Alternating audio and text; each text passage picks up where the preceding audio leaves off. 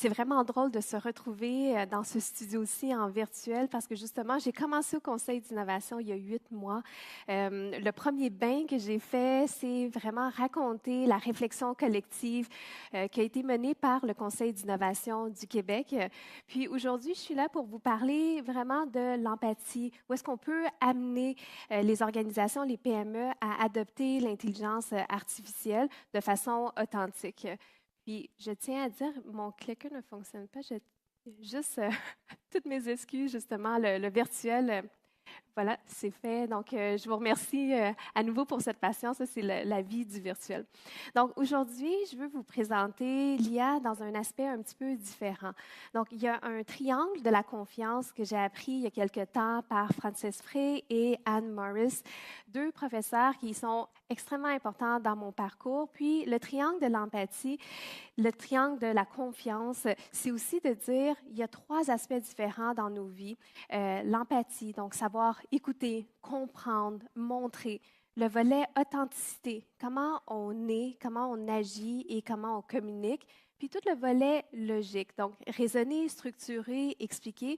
Et ce triangle-là de la confiance est essentiel lorsqu'on fait de l'intelligence artificielle, mais est essentiel aussi lorsqu'on crée tout type de confiance. De façon plus spécifique, en intelligence artificielle, l'authenticité va permettre une meilleure adoption de l'intelligence artificielle parce qu'elle va réussir à préserver la confiance, assurer la transparence, se différencier aussi humainement, lutter contre beaucoup de la désinformation et maintenir des standards qui sont assez réalistes. Et c'est vraiment à travers cette authenticité qu'on va réussir à extraire tous les avantages de l'IA et se maintenir aussi dans les valeurs et les risques potentiels que ça peut amener à notre organisation et dans la société. Donc, je vous ai parlé un petit peu plus tôt de mon atterrissage au Conseil de l'innovation il y a quelque temps. Et notre mission, c'est vraiment de dynamiser le développement de l'innovation au sein des entreprises et de la société québécoise. Donc, venir comprendre, venir conseiller aussi sur les programmes et politiques publiques, propulser, donc aider avec des outils concrets, avec un réseau de conseillers en innovation pour que les entreprises et les organisations puissent savoir par où commencer avec l'innovation et aussi, de mon côté, par où commencer avec l'intelligence artificielle. Et finalement, on est là pour promouvoir aussi les bons coups parce qu'on est dans un écosystème assez expert au Québec et c'est important de pouvoir faire rayonner chaque cas d'usage, chaque histoire à succès parce que c'est de cette façon-là qu'on va réussir à polliniser les idées. Moi, j'ai une grande chance d'avoir une équipe avec moi. Donc, il y a Mathieu-Étienne Gagnon qui s'est joint à nous il y a 2 mois comme chargé de programme. Ensemble, notre rôle, c'est vraiment de fédérer cet écosystème et faire en sorte qu'on avance vers un développement et une utilisation de l'IA responsable au Québec pour la bonne santé économique, la bonne santé culturelle, la bonne santé environnementale, parce qu'on sait qu'il y a des coûts énergétiques à l'utilisation de l'intelligence artificielle. Mais quelles sont les différentes opportunités de l'IA pour les PME? Donc, depuis ce matin, je comprends, j'ai pu entendre les cas d'usage, notamment Stingray. Donc, on sait qu'il y a une croissance, on sait aussi qu'il y a de l'innovation qui est impliquée dans l'utilisation de l'intelligence artificielle. Mais tout d'abord, je veux qu'on puisse comprendre pourquoi on a le sentiment qu'on est capable de venir substituer ou additionner des compétences à un humain, parce que l'intelligence artificielle imite un peu la structure architecturale de notre cerveau. Donc, nous, notre cerveau est composé d'interconnexions, de neurones et ces interconnexions-là qui font en sorte qu'on est capable de processer à plusieurs informations à la fois. On est capable de chanter en dansant, on est capable de passer l'aspirateur en pensant à qu'est-ce qu'on va faire demain au travail. Et c'est de cette façon-là que l'intelligence artificielle, ces derniers temps, a évolué de façon astronomique. Donc, on le voit, le multimodal est là. Il y a quelques temps, là, j'étais déjà sur les bancs d'école et on était impressionnés d'étudier Dali et faire en sorte que Van Gogh mange une pizza. Puis on était vraiment impressionnés, mais là, aujourd'hui, on serait capable de faire un film complet. Puis on l'a vu un peu plus tôt avec la personne de chez Cossette, réussir à scénariser, à trouver des personnages. Donc, ce multimodal vient changer la donne. Et c'est aussi de cette façon-là, ce multimodal-là, qui fait en sorte que les gens ont peur que l'IA soit plus forte que le cerveau humain. Mais est-elle plus forte réellement que le cerveau humain? Oui, à certains moments. Il est capable de processer à plusieurs quantités de données et de rendre explicite ce qu'on sait de façon implicite. Moi, j'ai travaillé dans les hôpitaux longtemps et on sait de façon implicite par l'expérience que lorsqu'on regarde les calendriers de sport, lorsqu'on regarde les calendriers de météo, on est capable de prédire quel genre d'achalandage qu'on va avoir dans les urgences. Mais ça, on le sait par l'expérience. Par contre, grâce à l'intelligence artificielle, on est capable d'intégrer des données de météo, des données des calendriers sportifs, mais aussi une quantité astronomique sur la population et on est capable de prédire de cette façon-là l'achalandage à l'urgence. Donc, cette quantité de données-là, c'est pour ça que je suis très curieuse de savoir qu'est-ce qui va se passer en IA quantique. On va être capable justement d'aller chercher des plus grandes quantités encore et de résoudre de façon plus complexe des solutions en fait qui requièrent une quantité astronomique de données. Puis, on voit une personne qui dort là. C'est pas parce que je suis extrêmement fatiguée, mais c'est pour vous dire aussi que l'IA a une forme aussi infatigable. Puis, je parle pas d'infatigable dans le sens où je sais que ça coûte de l'énergie et notre énergie sur cette terre, elle est fatigable, c'est une ressource précieuse. Je parle plutôt du cycle de sommeil. Donc, parfois, lorsqu'on installe un genre de robot conversationnel, ben, on peut lui poser des questions à n'importe quelle heure de la journée. Il ne va pas nous répondre « Hey, je suis à ma pause » ou « Je suis en train de dormir, laisse-moi tranquille ». Donc, ce volet-là, le volet infatigable, est aussi un avantage lorsqu'on essaie de déployer à plus grandes échelles ces différents systèmes d'IA qu'on est capable de faire de façon un peu plus instantanée et aussi, sans répéter ce qui a été dit aujourd'hui, mais l'IA générative, excellente source en fait de remue-ménage. On n'est plus obligé de partir d'une page blanche. On peut vraiment demander à l'IA, peux-tu me trouver un titre extravagant pour une publication très plate que je veux faire? Il va réussir à vous en trouver quand même vous n'êtes pas capable de le trouver. Mais l'IA est quand même plus faible à certains niveaux que le cerveau humain parce qu'il y a quand même cette reconstruction-là de l'humanité que pas nécessairement capable de reproduire. Oui, il a le reflet d'une empathie. Et là, je vais vous raconter une histoire. Moi, récemment, je me suis blessée à la boxe. Mon petit frère, au lieu de demander au 811 quoi faire, il a écrit à ChatGPT. ChatGPT lui a dit « Ah, je suis vraiment désolée de savoir ce que ta sœur vient de vivre. » Donc, tout d'un coup, ce reflet d'empathie-là a créé comme tout un 3 heures de questionnement sur qu'est-ce que ChatGPT et comment on entraîne un ChatGPT à refléter en fait des bonnes réponses liées à l'empathie. Mais l'empathie et l'humanité vont toujours rester des éléments strictement humains. Et de plus en plus, on est exposé à l'intelligence artificielle, même que selon la BDC, 27% des gens ne savent pas qu'ils utilisent l'intelligence artificielle. C'est vraiment à leur insu, parce que lorsqu'on questionne les gens, plusieurs personnes lèvent la main en disant « Moi, je ne l'utilise pas dans le quotidien. » Et quand on regarde c'est quoi les applications qu'ils utilisent, on se rend bien compte que ce sont des outils propulsés par l'IA. Et il y a tout le volet qu'on pense que c'est de la clairvoyance aussi, mais l'IA, il ne faut pas oublier que c'est strictement mathématique. Ce sont des données qu'on met dans une machine, dans des algorithmes pour donner des résultats. Et il faut faire attention de se dire, bien, on a toujours une place comme humain, et c'est là aussi qu'on va retrouver les différents défis qui sont liés à l'adoption. Donc, comment le faire de façon pragmatique sans se laisser distraire par cette fausse empathie de l'IA, cette fausse bienveillance-là, et comment le faire de façon réaliste quand même, parce que il faut se dire que 60% des travailleurs vont voir leur emploi changer à cause de l'intelligence artificielle. On le voit dans tous les métiers qui sont en santé ou même en marketing, dans les volets plus créatifs, en agroalimentaire. Puis, juste pour vous donner où on est rendu aujourd'hui. On a beaucoup entendu parler de ChatGPT, mais je vais vous donner un petit exemple sur un des outils. C'est pour moi très difficile de me passer aujourd'hui, que c'est Notebook LM. Notebook LM, c'est très simple. On peut rentrer un document ou on peut même rentrer un lien Internet et en quelques minutes, dans mon cas 30 secondes seulement, on a pu créer un podcast. Donc, ce que vous allez entendre dans la prochaine minute, c'est le lien vers mon LinkedIn et l'extrait que ça donne. You know, today we're diving into something a little different, and I am so excited about it. Oh, I love when we switch things up a bit. What do we have on the docket today? Well, get this. We're diving into the world of LinkedIn. LinkedIn, okay. But not for a job hunt. No, no, no. Nope. This is about you and me putting on our detective hats and trying to understand a person just from their LinkedIn profile. Ooh, I like it. Like a digital dossier. Exactly. So, are you ready to play detective today? Born ready. Give me all the juicy details. All right, so our subject is Anne Nguyen from Quebec, Canada. Quebec. Very nice. And let me tell you, her profile, it's more than just your average resume, right? It's like this carefully curated snapshot of a career. Well, Donc, ce que vous avez entendu, c'est un extrait, en fait, qui dure au total 9 minutes. Et ça a été fait en quelques secondes seulement, deux voix d'animateurs de balado qui discutent autour de mon profil LinkedIn. Donc, pourquoi cet outil est révolutionnaire? En fait, là, ce qu'on vient changer, c'est de changer certaines tâches. Donc, au lieu de lire, on peut simplement mettre dans l'outil par exemple, un rapport qu'on a créé, le rapport Prêt pour l'IA, qui est de 165 pages. On pourrait le mettre dans notre Notebook LM. Et tout d'un coup, au lieu de lire, il y a deux personnes qui nous racontent l'histoire. Donc, notre interaction à la vie, aux informations devient aussi extrêmement différente.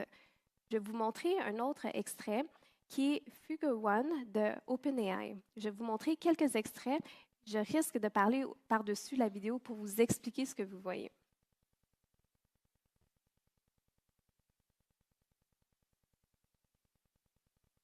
Donc, au lieu de faire la vidéo, ce que je vais dire, c'est Figure One, c'est un système qui a été créé par OpenAI. C'est un robot qui est capable de faire de façon contextualisée certaines tâches. Donc, dans la vidéo, si vous allez regarder sur le web, vous allez trouver, il y a Figure One, mais il y a Figure Two aussi qui a été lancé il y a quelques mois. Ce qui arrive dans la vidéo, c'est il y a des assiettes, des verres et une pomme devant un robot. Ce robot-là, c'est celui que vous voyez. Il y a un homme qui vient et l'homme demande au robot, « S'il vous plaît, donnez-moi ce qui est mangeable sur la table. » Et le robot est capable de prendre la pomme et de lui donner. Dans un second segment, l'homme demande au robot, pendant qu'il fait une autre tâche, de lui expliquer ce qu'il vient juste de faire et le robot est capable de lui expliquer, « Je vous ai donné la pomme parce que c'était la seule chose qui était mangeable sur la table. » Dans un autre segment, ce qu'on voit, c'est l'homme qui demande au robot, est-ce que selon le design que tu vois présentement, pourrais-tu replacer l'assiette et le verre? Et le robot comprend qu'il faut replacer l'assiette et le verre sans donner une instruction claire dans le rack à vaisselle. Donc, tu sais, je sais, là, tout le monde rêve que ceux qui ont des enfants, là, on aimerait que ça l'arrive, mais le robot a été capable de le faire. Pourquoi est-ce que je trouvais que c'est important pour vous de le voir aujourd'hui? C'est cette évolution-là. Donc, on n'est pas encore vers l'IA généralisée, mais on est dans une IA de plus en plus autonome et polyvalente, qui était quand même un avantage de l'humain d'être capable de contextualiser. Et quelques mois plus tard, il y a déjà Figure Two qui a été sur le marché. Donc, Figure Two a été acheté chez BMW dans les chaînes d'approvisionnement, justement, pour pouvoir substituer à certaines tâches qui pourraient être faites par l'humain. Et à la place, ce qu'ils ont fait, c'est mettre les humains à un autre endroit où est-ce qu'ils pouvaient être le plus valorisés.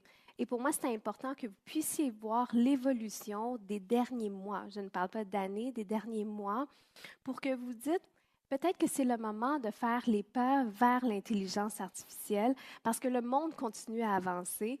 Et moi, je donne souvent des différentes conférences et je suis toujours étonnée quand il y a des gens qui n'ont même pas encore essayé le chat GPT. Je me dis, je pense que c'est cette curiosité-là qui va faire en sorte qu'on est capable d'avancer pour une adoption beaucoup plus large. Et plus les gens connaissent sur l'intelligence artificielle, plus les quelques risques que je vous nomme ici, qui sont des risques importants, vont être adressés par les bonnes personnes. On sait la confidentialité de la donnée, la cybersécurité. Moi, j'ai fait de la transformation numérique et il n'y avait aucune façon de rendre la cybersécurité sexy et vendable. Et merci l'IA, là, on est capable de l'adresser. Les gens trouvent que c'est super important. Il y a aussi le manque de transparence et d'explicabilité. Donc, comment faire pour comprendre qu'est-ce qu'il y a dans cette boîte noire d'IA-là et être capable d'expliquer ce qui vient de se passer, comme un peu le robot est en train de faire. Donc, la transparence et l'explicabilité viennent ensemble pour créer cette notion de confiance-là, surtout lorsqu'on expose l'intelligence artificielle à de plus en plus de gens. Il y a le volet droit d'auteur aussi. À qui appartient quoi et quelle œuvre a été créée à quel moment? Les billets puis les sources de données. On ne veut pas recréer à cause de l'intelligence artificielle des écarts de société qu'on a tant travaillé pour raccourcir. Si je prends dans les domaines financiers, il y a une certaine époque, une certaine strate de personnes, certains genres avaient droit à avoir des prêts. Mais de nos jours, cette strate-là, elle est beaucoup plus grande. Mais pourtant, les données qui résident dans l'historique et celles du contexte historique. Donc, si on ne connaît pas le contexte historique, on risque de recréer ces différents biais-là. Et c'est là aussi que c'est important de comprendre la source de la donnée. Il y a le volet hallucination. C'est vrai qu'elle hallucine un peu moins l'intelligence artificielle de nos jours, mais elle le fait encore et c'est le jugement critique et les experts qui vont faire en sorte qu'un résultat d'IA peut être appliqué ou non.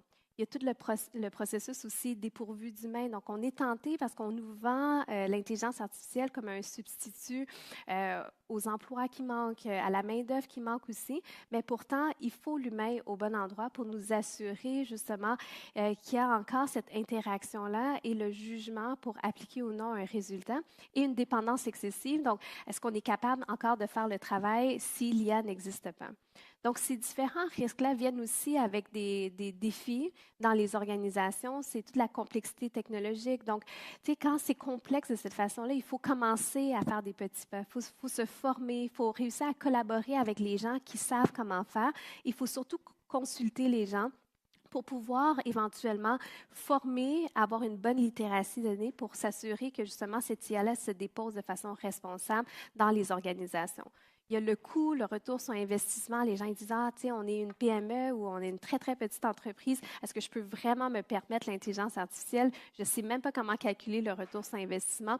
Et c'est justement de cette façon-là qu'il faut envisager de bien analyser les différents processus, utiliser les bons cas d'usage, puis calculer les économies réelles, parce que lorsqu'on choisit un outil d'intelligence artificielle, il faut le faire de façon assez proportionnelle aussi. On ne va pas aller se doter, par exemple, d'un outil pour réviser les curriculums vitae si on a seulement 4 postes à pourvoir par année. Ça, c'est vraiment se créer un risque supplémentaire et se doter d'une trop grosse machine pour rien. Par contre, si on a, par exemple, on a 600 postes à pourvoir, une centaine de postes à pourvoir, peut-être, oui, ça vaut la peine d'aller vers des solutions d'IA. Donc, toujours y aller avec cette proportionnalité-là et envisager des différents financements aussi. On a plein d'organismes au Québec qui aident à dérisquer ces premiers pas vers l'intelligence artificielle et travailler sur la culture d'entreprise. Donc, communiquer clairement qu'on arrive avec des solutions d'IA, impliquer les employés parce que c'est eux, en fait, qui vont avoir peur de perdre leur emploi ou voir leur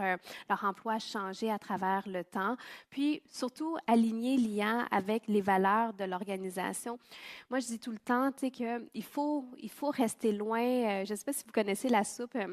Souvent, c'est le vendredi soir, là, c'est tout ce qui, là, bon, tout ce qui reste dans le frigo, mais on le met dans une soupe. Mais il faut rester éloigné de tout ce qu'il y a IA. Donc, ce n'est pas parce qu'on a une problématique qu'il faut absolument essayer de trouver une solution d'IA. Et pire, ce n'est pas parce qu'il y a une solution d'IA qui existe qu'il faut absolument se trouver un problème pour pouvoir utiliser cette solution-là. Donc, restez propre à votre ADN. Donc, comment évaluer notre identité d'entreprise avant même d'aller vers les solutions d'IA.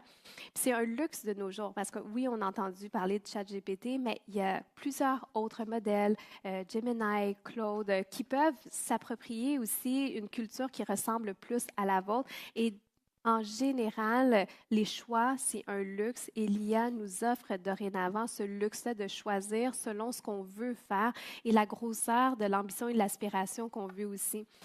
Il est important aussi de demeurer propre à notre ADN. Donc, comment chercher des solutions qui viennent amplifier nos forces et non soustraire à nos forces. Si votre force est votre accueil, donc vous avez toujours plusieurs personnes à l'accueil, ils ont toujours ces valeurs-là de jovialité et ça fait votre marque, mais n'allez pas changer ces gens-là pour une solution d'IA, mais plutôt mettre la solution d'IA au service de ces gens-là pour qu'ils puissent aider de façon plus rapide la clientèle qui vient en magasin. Il y a aussi une sélection stratégique des solutions d'IA. Donc, est-ce qu'on veut automatiser des tâches répétitives? Est-ce qu'on sait c'est quoi ces tâches répétitives-là? Comment est-ce qu'on veut libérer le temps des gens? C'est surtout pour justement amplifier cette interaction-là humaine. On veut aussi essayer de faire une mise en œuvre assez progressive. On ne veut plus tout enlever. On a fait l'erreur lorsqu'on a voulu faire la transformation numérique. On dirait que tout le monde était devenu fou à chaque fois qu'ils voyaient une feuille de papier, mais ils disaient, ah, on est en transformation numérique, il y a plein de technologies, on va retirer du papier pour pouvoir mettre une solution. Mais cette erreur-là, on ne veut pas la reproduire avec l'intelligence artificielle, mais au contraire de se dire, ben, testons avec un plus petit projet, voyons voir la réaction des employés, de nos clientèles aussi, pour valider qu'on est toujours dans les bonnes valeurs de l'entreprise et ce qu'on veut créer comme effet de plus, justement, amplifier nos forces. Donc, moi, je pousse beaucoup pour une adoption plus réfléchie et il y a une citation qui, pour moi, demeure quand même importante, c'est que l'intelligence de la machine est quand même la dernière invention que l'humanité aura besoin de faire. Par contre, l'humanité aura besoin de s'investir pour que cette intelligence machine-là fasse du sens et se dépose de façon responsable dans la société.